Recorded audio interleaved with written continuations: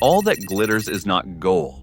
This saying is true for modern luxury cars. But what if we told you that some luxury sedans from the past were so good, they could still smoke today's luxury cars? Today, we're counting down 7 luxury sedans that deserved way more love than they got. Number 7. Volvo S80 V8. Picture this. Early 2000s, inside a Volvo boardroom. Everyone's calmly discussing airbags, crumple zones, side impact protection. It's the kind of meeting where excitement enters, takes one look around, and walks right back out. Then one engineer, probably running on 0 sleep and 3 coffees, raises a hand. Hear me out. What if we put a V8 in a Volvo? Instant silence. Pens freeze. Someone drops a Swedish meatball in the cafeteria miles away. Because this was heresy. Volvo was the responsible friend of the car world. Seatbelts first, fun later. Meanwhile, everyone else was showing off big engines. BMW, Lexus, even Acura was trying to look intimidating. Volvo looked like it just wanted you home by 9 p.m. So they snapped and said, "Fine, let's get weird, respectfully." And when you need respectable chaos, you call one company, Yamaha. Yes, the motorcycle maniacs who build engines that scream like a metal concert. Volvo said, "Give us something wild."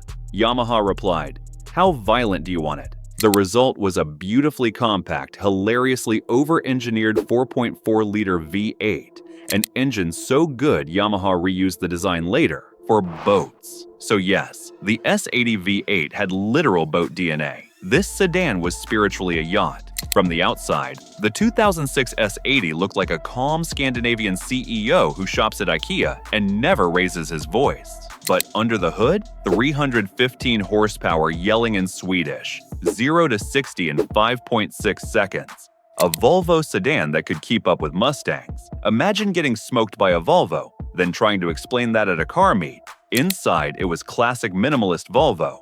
Floating center console, clean lines, leather everywhere. Zen on wheels. But press the start button and the engine basically shouted, "Hello, would you like to make bad life choices?" Still, Volvo refused to abandon its religion. 5-star safety ratings. Driver aides watching you like a disappointed parent. This was a sleeper sedan wrapped in a high-visibility safety vest. But the party didn't last. Emissions rules tightened. Turbo 4s became the new normal. And in 2010, Volvo ended the V8 era without a funeral, just quietly closed the book and walked away. Number 6. Lexus GSF. In 2016, Lexus did something absolutely insane and nobody talks about it. While BMW and Mercedes were having a horsepower war, slapping turbos on everything, chasing 0 to 60 times like their lives depended on it, Lexus walked in and announced, "Nah, we're gonna build something that just feels amazing to drive." And everyone thought they were nuts. On paper, the GSF looked doomed before the race even started. BMW's M5 was out here offering 560 to 617 horsepower. Mercedes was walking around with a 604 horsepower E63S. And what about Lexus GSF? Well, it had a 5.0-liter V8 engine producing 467 horsepower. But that's the thing. It didn't just make raw power, it made noise. The kind of noise that made you grin like a kid with candy in his hand. No turbo whoosh, no fake engine sound through the speakers. Just a raw, screaming, naturally aspirated V8 that revs to the moon and sounds like pure aggression. This car wasn't trying to win a drag race trophy. It was there to make driving fun again. It hugged corners like it's sliding on ice with style, laughed at speed bumps and yelled at traffic lights. Catch me if you can.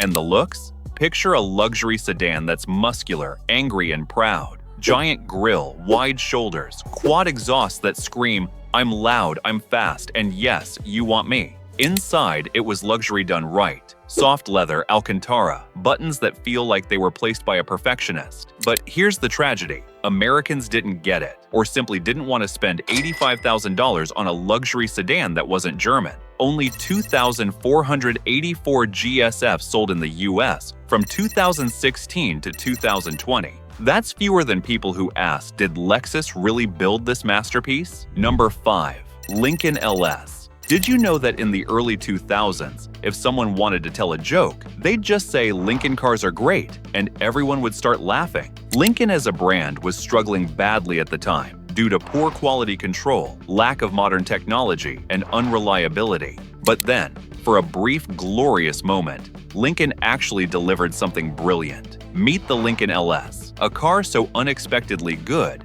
it feels like someone at Ford accidentally approved the project, shrugged, and said, "Hey, let it cook." The LS had one goal: make BMW owners nervous. And honestly, it kinda did. The LS was built on the same platform as the Jaguar S-Type. Basically, the quiet office nerd who secretly bench presses 300 pounds. It handled like a dream, hugging corners and floating over bumps like it was on a soft mattress. Smooth, balanced, and way better than anyone expected from a Lincoln. Under the hood, you had two engine options, and neither were slow grandpa cruisers. The reliable 3.0-liter V6 delivered around 232 horsepower, but the real star was the 3.9-liter V8. It kicked out 252 horsepower at first, then grew to 280 with torque to match. Quiet and polite on the outside, but punchy and confident once you hit the gas. In other words, the LS could handle like a sporty European sedan while still looking calm and civilized, the ultimate undercover performer. Inside, things stayed impressive. Padded dash, soft leather, early 2000s wood trim that looked fancy before everyone started roasting wood trim. Alpine audio, dual-zone climate control, rain-sensing wipers, hands-free phone. In 2000, Lincoln was basically flexing on tech before tech was cool. But then, why isn't the LS considered a legend today? Well, Lincoln pulled the most Lincoln move possible. They didn't care enough to style it like a luxury sedan costing buyers between $31,000 and $44,000. Which is why, even though approximately 263,000 were built between 2000 and 2006, including 2,331 Unicorn manuals and 1,500 LSE performance editions, the LS faded into the background like an extra in its own movie. Number 4. Infiniti M45. Imagine it's 2003. Infiniti is sitting in a boardroom staring at their own cars like, yeah, we're fine, but also boring.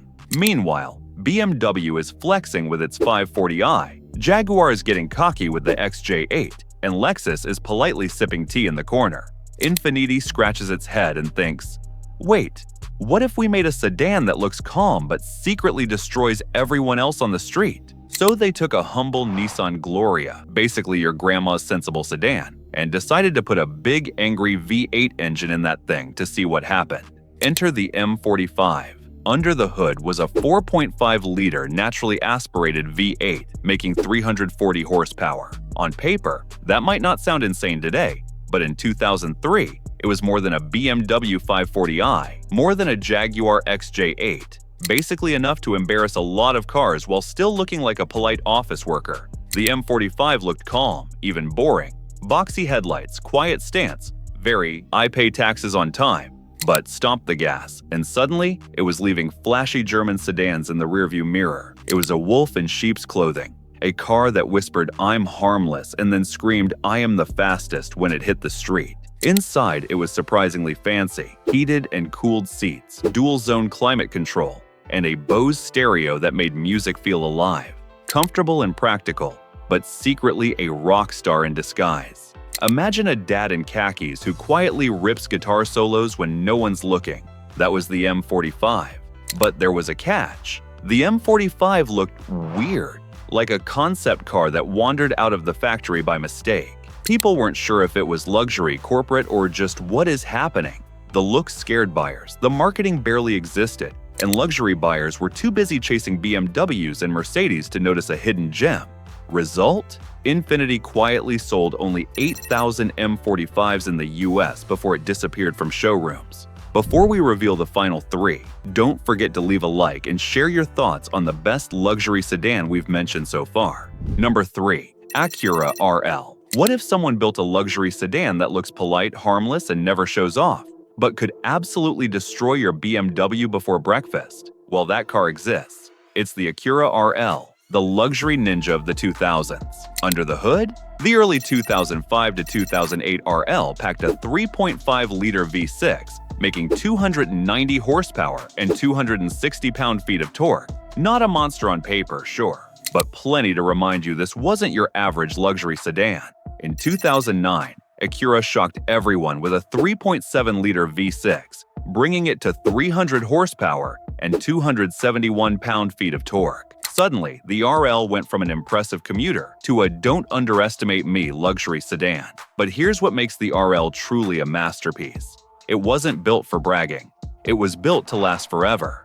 These engines were forged like samurai blades, overbuilt, under stress, tuned so conservatively you could run them even without regular maintenance. RL owners routinely hit 300,000 miles without any major repair.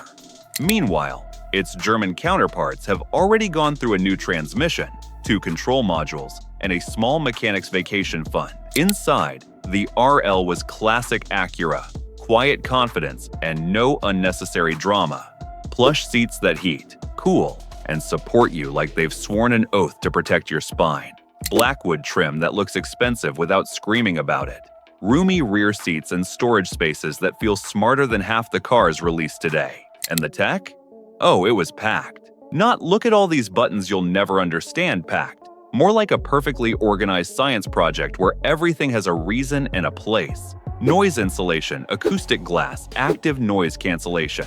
The cabin feels like a Zen meditation room that occasionally lets a V6 growl just to remind you it's a luxury sedan that packs serious power. Number 2. Volkswagen Phaeton. Did you know Volkswagen spent about $1 billion developing the Phaeton, the personal pet project of Chairman Ferdinand Piëch? That's right. The same brand that gave you the Golf and Jetta suddenly decided to build a $100,000 luxury sedan to take on BMW, Mercedes, and even Bentley. Now, here's the thing about Volkswagen's CEO. When he wanted something, it didn't matter if it made sense. So he gave engineers a list of insane demands. The main one? The Phaeton had to maintain 155 miles per hour for 24 hours in 122 Fahrenheit desert heat, while keeping the cabin at a perfect 72 Fahrenheit. The result? The Phaeton ended up being an insanely over-engineered luxury sedan. Aluminum double wishbone suspension front and rear? Check. Windshield with built-in heating to melt ice instantly? Check. Climate control that could make 4 passengers happy with 4 completely different temperatures, accurate to half a degree? Double check. Under the hood, it got even crazier. The Phaeton shared a platform with Bentley Continental and Flying Spur. Engines? Take your pick. A 4.2-liter V8, a 5.0-liter V10 diesel that could tow a small moon, or the crown jewel, a 6.0-liter W12, the same engine Bentley uses. Over 100 patents came out of this car. Inside, luxury hits you like a velvet sledgehammer, thick leather everywhere, polished wood that looked like monks hand-waxed it, metal trim that felt like it could stop a bullet, and seats with more adjustments than a chiropractor's dream office. It wasn't just a car, it was a moving palace. So why didn't it sell? Oh, the badge. You can build a $100,000 masterpiece. You can even give it a Bentley engine. But if the front of the car says Volkswagen, rich buyers look at it and go, wait, I'm paying how much for the people's car? And the design? Yeah, that didn't help either. The Phaeton looked like a Passat that went to private school, understated to the point of invisibility. If you want luxury buyers to drop 6 figures, they usually want the neighbors to know they dropped 6 figures. In the end, from 2004 to 2006, only about 3,400 Phaetons were sold. Brilliant, insane, over the top, and mostly ignored. Number 1. Infiniti M56. Here's a question. Have you seen a small guy take on a big bully and actually win? If not, then you need to look at the Infiniti M56. In 2010, Infiniti didn't want to join the turbo trend. Instead, they took a 5.6-liter V8 from the Nissan Titan pickup and dropped it straight into the M56 sedan. Result? 420 horsepower, 417 pound-feet of torque, naturally aspirated. No turbos, no subtlety, just unfiltered Japanese violence. And the best part? The M56 didn't just run with luxury sedans. Oh no. It started picking fights with muscle cars. 0 to 60 in 4.7 seconds meant this leather-wrapped gentleman could compete with sports cars of its time, like Dodge Charger RT and pre-2015 Ford Mustang GT. But here's where the M56 becomes genuinely brilliant. Infiniti didn't tune this thing like a bar fight muscle car. They gave it manners. There's a sport-tuned suspension, optional all-wheel drive, and better-than-expected handling. And the best part is that the Sport Pack comes with magnesium paddle shifters. That's like having super light magic levers on the steering wheel to change gears. The use of magnesium is special because it's light and strong, and powering all this quiet, polite magic was one of Japan's best V8 engines, the VK56VD. Most importantly, it had some fancy technology called VVEL and DIG.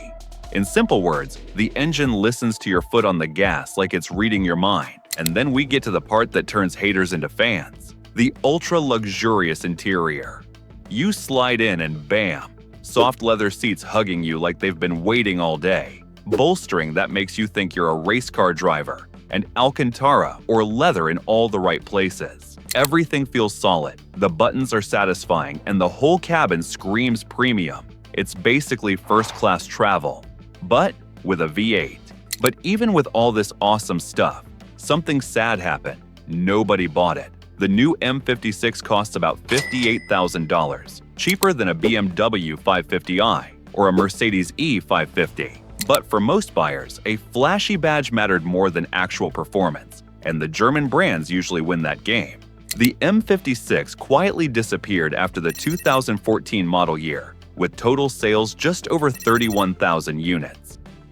We hope you enjoyed this video. Here's another one you'll love. As always, thanks for watching.